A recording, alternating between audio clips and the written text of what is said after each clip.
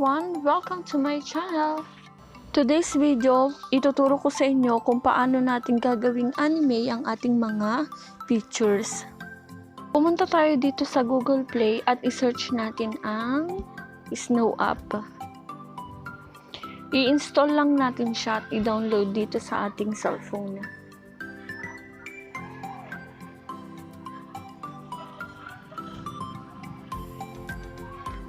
Ngayon naman, pwede na natin siyang i-open. Pag nai-install na natin siya.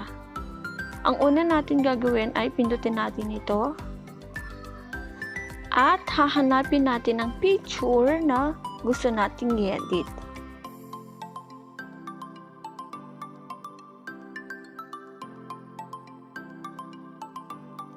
Hanapin natin ang effects. At itong cartoon. So, ito na. Nandito na siya. Ito yung mga gagamitin natin.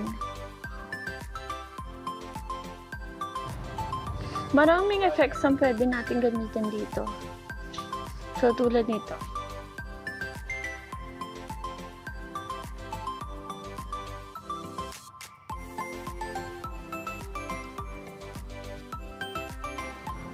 Anyway, please like this video kung magugustuhan po ninyo. Kung isa-save na natin siya, pindutin natin itong check. At merong save dito sa taas. Okay, pipindutin lang natin siya. Ngayon naman, pipili tayo ng video. So, hindi lang picture ang pwede niyang i-edit o para maging anime. Pwede ring video. Gagawin natin siyang anime.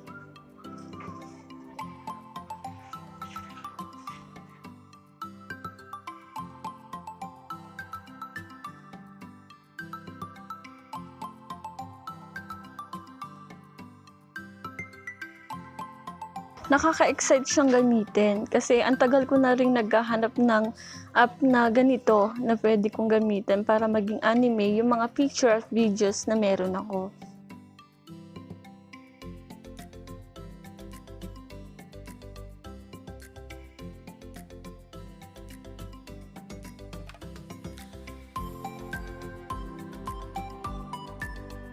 Ito yung mga sample lang ng mga effects na meron siya. So, pwede mo rin siyang i-discover kung ano pa yung mga effects na pwede nyong gamitin o gusto ninyong gamitin. At isa-save na natin siya. So, yun lang. Ganun lang siya kadaling gamitin.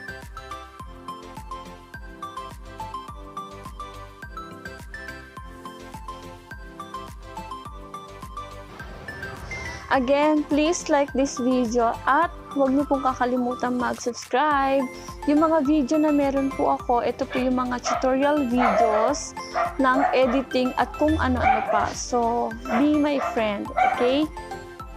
Thank you for watching. Bye-bye!